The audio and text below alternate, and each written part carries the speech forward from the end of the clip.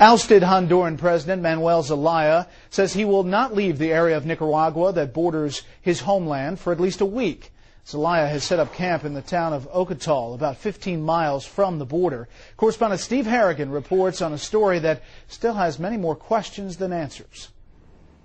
Even the simple questions about Honduras are not easy to answer these days, like who is president? Is it Manuel Zelaya, the democratically elected leader who has tried and failed to get back into the country he ruled 1 month ago? Zelaya now operates out of a jeep on the Nicaraguan border with a megaphone and a few hundred followers. Or is it Roberto Micheletti, the one-time leader of Congress who was named president after the military deposed and deported Zelaya?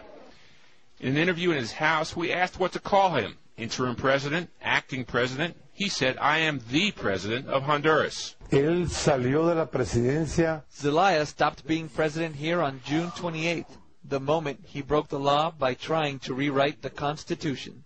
There's even a debate over what to call what happened when the military took Zelaya out of his bed in his pajamas and put him on a plane to Costa Rica. A classic coup d'etat, say Zelaya backers.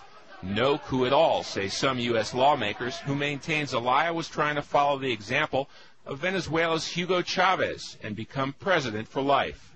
There are those that want to call what happened here a military coup. In no way, shape, or form was this a military coup. It's dangerous and reckless for people to label it as a military coup. And finally, how is it possible, with every country in the Western Hemisphere demanding the return of Zelaya to office, that he is still in the jungle with his megaphone? The U.S. has suspended $18 million in military aid to Honduras, but Zelaya says that's not enough to win his return. I have asked Obama to tighten economic measures directly against those who executed this coup.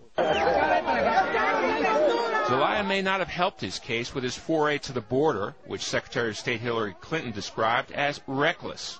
Large-scale demonstrations, both pro and anti-Zelaya, have largely melted away. Graffiti is painted over. Stores, traffic, and schools are back to normal. Zelaya predicted the people would rise up and he'd march back to the presidential palace. That didn't happen.